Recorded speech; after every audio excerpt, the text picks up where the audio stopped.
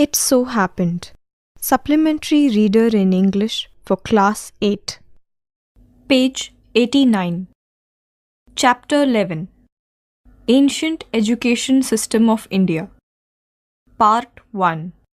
Did you know that India has been the center of learning since ancient times? How did we come to know about this? There are inscriptions on stones and copper, palm leaf records, and our scriptures as evidences of the historic origins of learning in India. Today, we follow an education system in which learning takes place through syllabus, curricula, textbooks, and assessment practices. Have you ever thought what these were like in the past? In this feature story, we will give you glimpses of our ancient education system. Introduction. You must have heard or read that travelers from various regions having different climates and cultures began to visit parts of India from early times. To them, India was a land of wonder.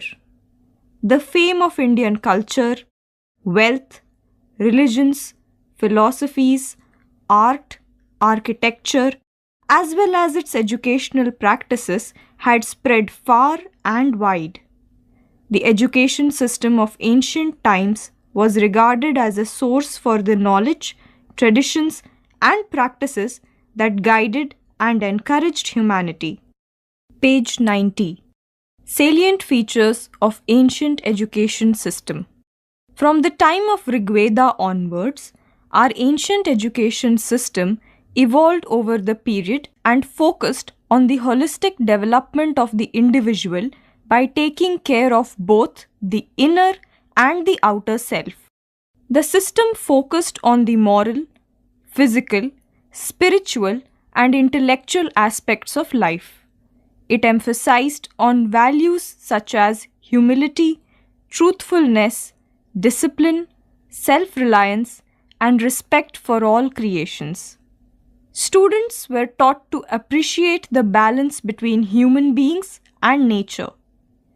Teaching and learning followed the tenets of Vedas and Upanishads, fulfilling duties towards self, family, and society, thus encompassing all aspects of life. Education system focused both on learning and physical development. In other words, the emphasis was on healthy mind and healthy body. You can see that education in India has a heritage of being pragmatic, achievable, and complementary to life. Sources of education. The ancient system of education was the education of the Vedas, Brahmanas, Upanishads, and Dharma Sutras. You must have heard the names of Aryabhatta, Panini, Katyayana, and Patanjali. Their writings and the medical treatise of Charaka and Sushruta were also some of the sources of learning.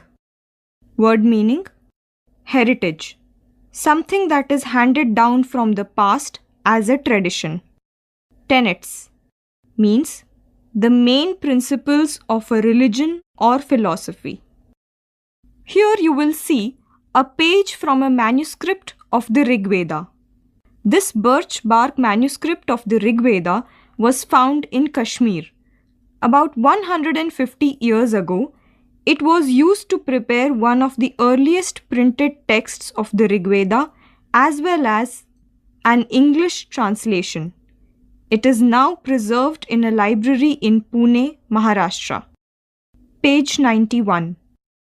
Distinction was also drawn between Shastras, learned disciplines, and Kavyas, imaginative and creative literature. Sources of learning were drawn from various disciplines such as Itihas, history, Anvikshiki, logic, Mimamsa, interpretation, Shilpa Shastra, architecture, Arthashastra, polity, Varta, agriculture, trade, commerce, animal husbandry, and Dhanur Vidya, archery. Physical education too was an important curricular area and pupils participated in Krida, games, recreational activities, Vyayama Prakara, exercises, Dhanur Vidya, archery for acquiring martial skills, and Yoga Sadhana, training the mind and body, among others. The gurus and their pupils worked conscientiously together to become proficient in all aspects of learning. In order to assess pupils' learning, Shastrartha, learned debates, were organized. Pupils at an advanced stage of learning guided younger pupils. There also existed the system of peer learning, like you have group or peer work. Ancient education system in India, a way of life. In ancient India, both formal and informal ways of education system existed. Indigenous education was imparted at home, in temples, pathashalas, tols, chautaspadis, and gurukuls.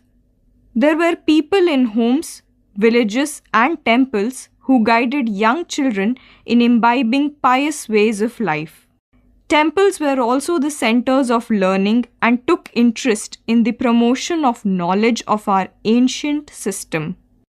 Students went to viharas and universities for higher knowledge. Teaching was largely oral and students remembered and meditated upon what was taught in the class. Word meaning: indigenous, meaning originating or occurring naturally in a particular place. Vihara, meaning Buddhist monastery. Page 92. Gurukuls, also known as ashrams, were the residential places of learning. Many of these were named after the sages.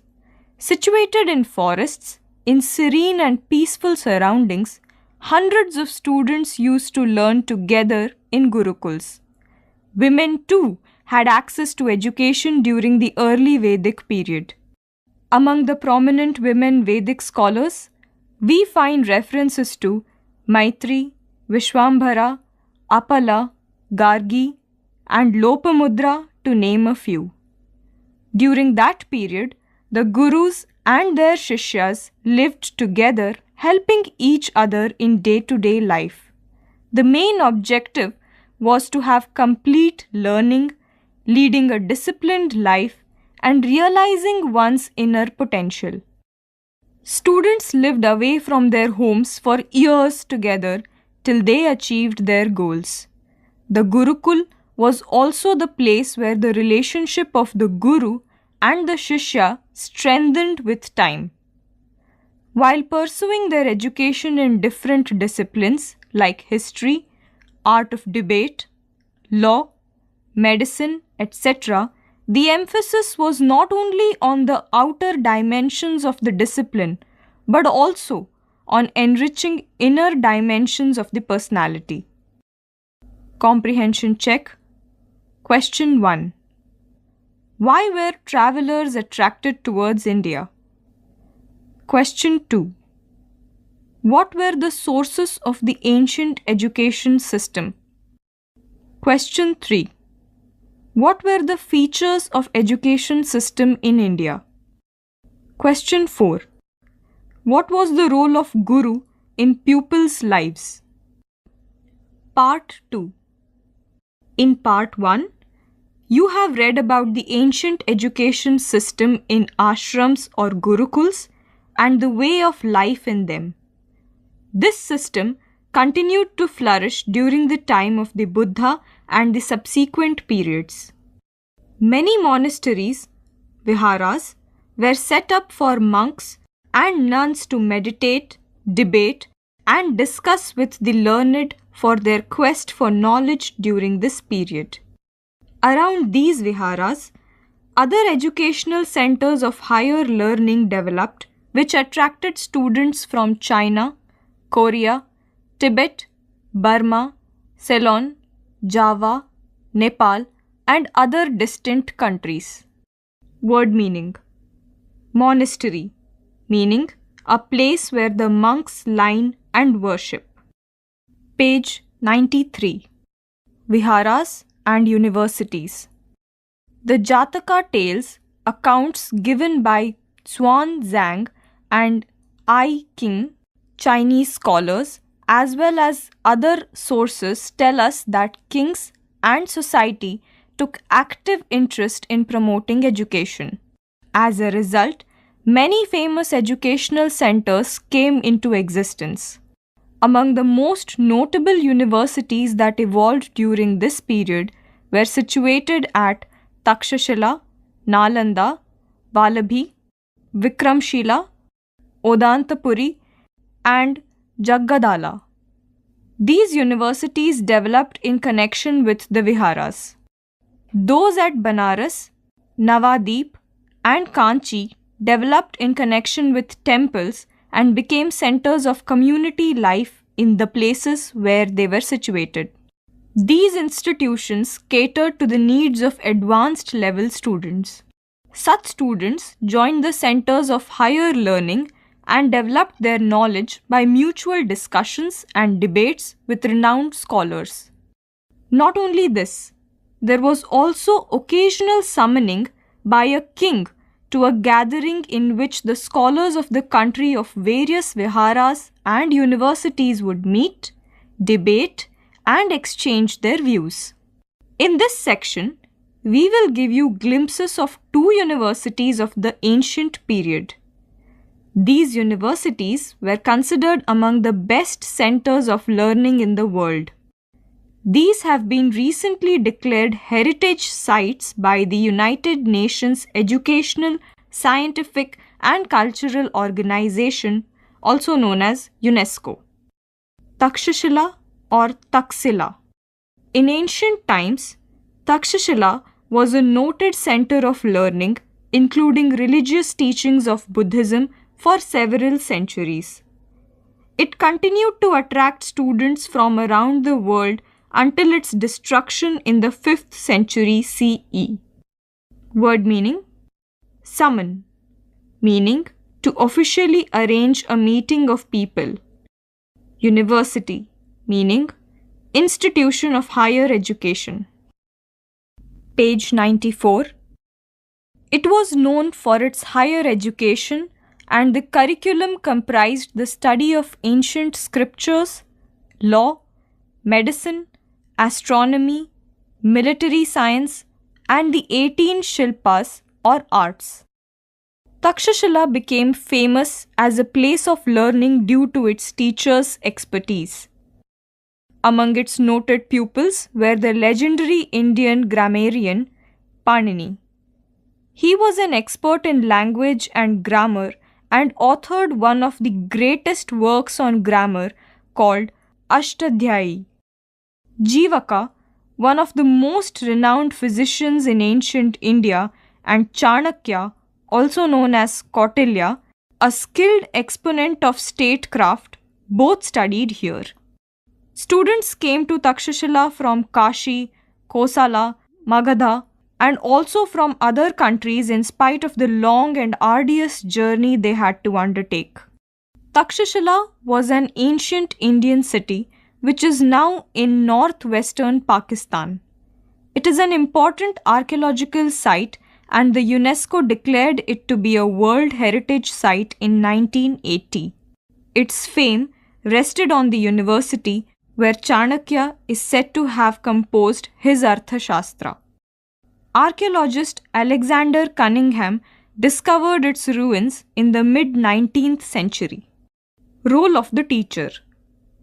Teachers had complete autonomy in all aspects, from selection of students to designing their syllabi. When the teacher was satisfied with the performance of the students, the course concluded. Word meaning: autonomy, meaning freedom to act on one's will. Statecraft, meaning the skill of governing a country. Page 95. He would admit as many students as he liked and taught what his students were keen to learn. Debate and discussions were the primary methods of teaching. Teachers were assisted by their advanced level students. Nalanda University. Nalanda, when Xuanzang visited it, was called Nala and was a center of higher learning in various subjects. The university attracted scholars from the different parts of the country as well as world. The Chinese scholars I King and Xuanzang visited Nalanda in the 7th century CE. They have given vivid accounts of Nalanda. They have noted that as many as 100 discourses happened on a daily basis in a variety of disciplines through the methods of debate and discussions. Xuanzang himself became a student of Nalanda to study Yoga Shastra. He has mentioned that the Chancellor of Nalanda, Shilabhadra, was the highest living authority in yoga. The courses of study offered by Nalanda University covered a wide range, almost the entire circle of knowledge then available. Students at Nalanda studied the Vedas and were also trained in fine arts, medicine, mathematics, astronomy, politics, and the art of warfare. The ancient Nalanda was a center of learning from the 5th century CE to 12th century CE. Located in present-day Rajgir, Bihar, India, Nalanda was one of the oldest universities of the world, and UNESCO declared the ruins of Nalanda Mahavihara a World Heritage Site. The new Nalanda University is envisaged as a center of inter-civilizational dialogue. Page 96. Role of community. At that time, knowledge was considered sacred and no fee was charged. Contributions towards education were considered the highest form of donation. All members of the society contributed in some form or the other. Financial support came from the rich merchants, wealthy parents, and society. Besides gifts of buildings, the universities received gifts of land. This form of free education was also prevalent in other ancient universities like Vallabhi, Vikramashila, and Jaggadala. At the same time, in the south of India, Agraharas served as center of learning and teaching. South Indian kingdoms also had other cultural institutions known as Ghatika and Brahmapuri. A Ghatika was a center of learning including religion and was small in size. An Agrahara was a bigger institution, a whole settlement of learned Brahmins with its own powers of government and was maintained by generous donations from the society. Temples, mathas, Jain basadis, and Buddhist viharas also existed as other sources of learning during this period. Continuation of Indian education system. The Indian education system continued in the form of ashramas, in temples, and as indigenous schools. During the medieval period, maktabas and madarsas became part of the education system. During the pre-colonial period, indigenous education flourished in India. This was an extension of the formal system that had taken roots earlier. This system was mostly religious and spiritual form of education. Tols in Bengal, Pathashalas in Western India, Chatuspadis in Bihar, and similar schools existed in other parts of India. Local resources, via donations, supported education. References in texts and memoirs inform that villagers also supported education in southern India. As we understand, the ancient education system of India focused on the holistic development of the students, both inner and outer self, thus preparing them for life. Education was free and not centralized. Page 97. Its foundations were laid in the rich cultural traditions of India, thereby helping in the development of the physical, intellectual, spiritual, and artistic aspects of life holistically. Our present-day education system has a lot to learn from the ancient education system of India.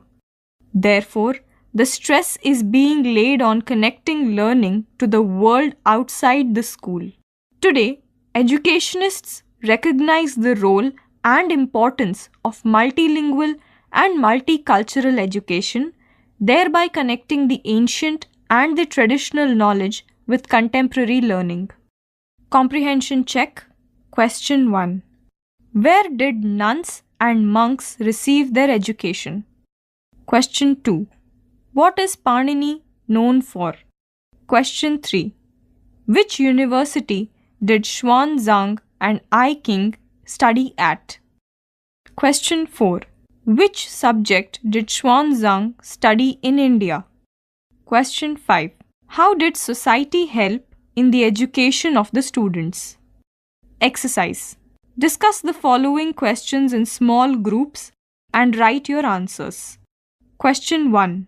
Which salient features of the ancient education system of India made it globally renowned? Question 2. Why do you think students from other countries came to India to study at that time? Question 3. Why is education considered a way of life? Question 4. What do you understand by holistic education? Question 5. Why do you think Takshashila and Nalanda have been declared heritage sites? Think it over. Talk to your history teacher and find out more about Takshashila and Nalanda universities. What could have been the geographical locations of these universities at that time? It so happened. You were just listening to this audiobook.